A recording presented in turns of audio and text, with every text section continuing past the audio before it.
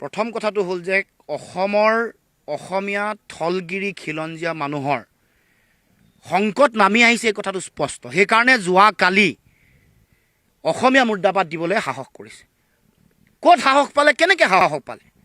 চৰকাৰ এখন থকাৰ পাছত আৰু আজিলৈকে কৰায়ত্ব কৰিব পৰা নাই। এইটো কেনেকুৱা ধৰণৰ কথা?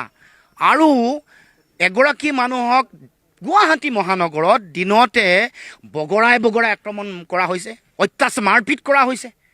সাংবাদিকসকলক, এগৰাকী সাংবাদিকো যিসকল সাংবাদিকে সত্য অনুসন্ধান কৰিবলৈ যাওঁতে, বাতৰি পৰিৱেশন কৰিবলৈ যাওঁতে তাত কোনো নাচায় তেওঁ কোন ধৰ্ম, কোন জাতি জনগোষ্ঠী, অপৰাধটো চায়, কি ঘটনা চলি আছে সেইটো চায়। তেনেকুৱা এগৰাকী মানুহক যে আক্ৰমণ কৰাৰ যিটো পৰিৱেশ গঢ় লৈ উঠিছে, আৰু অসমৰ মানুহক, অসমৰ থলগিৰি খিলঞ্জীয়া ভূমিপুত্ৰক আক্ৰমণৰ ঘটনা এইটো প্ৰথম নহয়। অসমীয়া মুৰ্দাবাদ দিয়া ঘটনা এইটো প্ৰথম নহয়। এই বাৰে ঘটি থকা ঘটনাটো কি কাৰণে হৈছে, কাৰ কাৰণে হৈছে, আৰু অসমৰ মানুহক, আমাৰ খিলঞ্জীয়া মানুহক আজিলৈকে নিৰাপত্তা কিয় দিব পৰা নাই, এই প্ৰশ্ন কৰিব খুজিছোঁ। গতিকে মুখ্যমন্ত্ৰী ডাঙৰীয়াক ক'ব খুজিছোঁ যে অসমৰ ভূমিপুত্ৰ থলুৱা খিলঞ্জীয়া মানুহে নিজৰ অধিকাৰ, প্ৰাপ্য অধিকাৰ নিজৰ মাটিত পাব লাগিব। এইটো শ্লোগান হ'ব নোৱাৰে।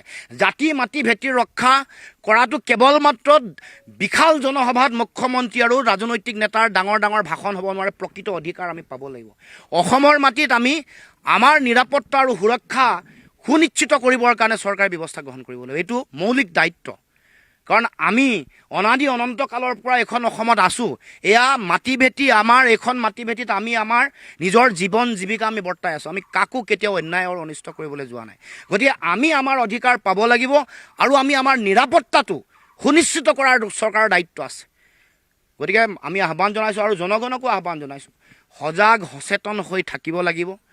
এনেকুৱা ধৰণৰ যিবোৰ আমাৰ ওপৰত আক্ৰমণ চলি আছে, যিবোৰ সমাজৰ বিৰোধী কাম কাজ চলি আছে, এইবোৰক নিয়ন্ত্ৰণ কৰিবৰ কাৰণে, এইবোৰক নিশেষ কৰিবৰ কাৰণে, পুলিয়ে পোখাই উৎখাত কৰিবৰ কাৰণে অসমৰ জনগণেও ঐক্যবদ্ধভাৱে যুঁজ দিব লাগিব। এইটো আমাৰ এটা সামূহিক এটা দায়িত্ব, জাতীয় দায়িত্ব বুলি আমি অনুভৱ কৰোঁ।